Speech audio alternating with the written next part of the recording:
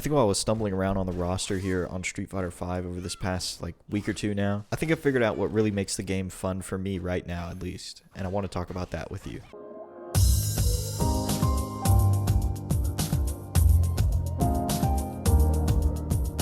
So to recap some of the characters that I've been playing, I've revisited some of my other characters like Karen, Colleen, Cammy, and then I've tried to refine some characters that I've visited in the past like Jury, Minot, and Rose. But a new thing that I've been trying is picking characters that I've either been interested in and haven't really given a shot for some reason, or characters that just don't like fit my playstyle at all. And that's been really fun. I've really had a lot of fun going through the learning process again, through the lens of like a bunch of different characters. It's a lot more fun now learning characters though than when I started, because I have like a fundamental knowledge of the game and like what I need to learn to win and like the combo structure of the game. So I feel like I can sort of play by feel a lot more than I could when I started. And knowing what you need to learn on a character makes it so much more fun. Like for example, I need to know how to get up past fireballs, and I need to have an anti-air for sure. And then I like to know my fastest reversal and my fastest button, so whatever I can check dashes with. And knowing if my character has a 3-frame jab or like a 4-frame jab or 3-frame button at all. There's just like a running checklist in my head when I pick a character that I automatically look for. And so at this point, I can pretty much pick up any character, learn a couple of things, and then hop into ranked or casual and put up a good fight. But I sort of think maybe like an ignorance is bliss effect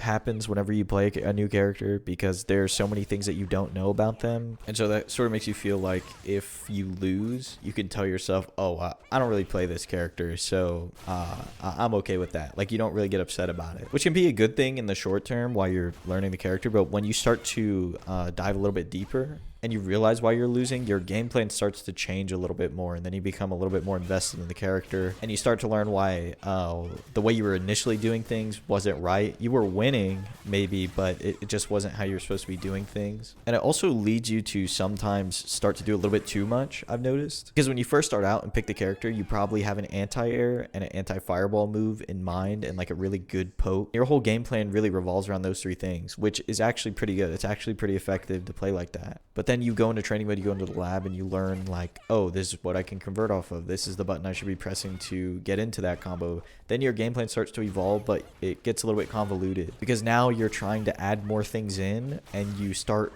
rewriting over the fundamental things like anti-airing and like throwing the fireball or like getting past fireballs and things like that. You're rewriting it with more advanced things that maybe you're not necessarily ready for yet, or maybe you don't even necessarily need in order to tackle the opponent in front of you. And so it becomes like a balancing game of like slowly implementing new things while still remembering to play the fundamental game at hand. And that balancing game has been pretty fun for me. Sometimes it does get frustrating though, like if you are trying to implement something that you've been learning in training mode and then you play against like a random, it's always Ken, bro, let's be honest. It's always Ken or Yuri, and they're playing like super in your face, super fast, super random, and you don't have the know-how to stop that kind of play yet. Like you don't really know what to do to get them off of you, to stop them from just throwing themselves at you. And it's usually like you don't know how to optimally punish the stupid shit that they're doing, so they'll just keep doing it because they'll maybe take like a very unoptimal punish on a character that you don't know, and then they're like, oh well, the risk reward's in my favor, I might as well just keep doing it. Like a lot of low level Urians I've noticed like to get around the stage with normal headbutt for some reason. I don't know if it's because they can't hold charge or like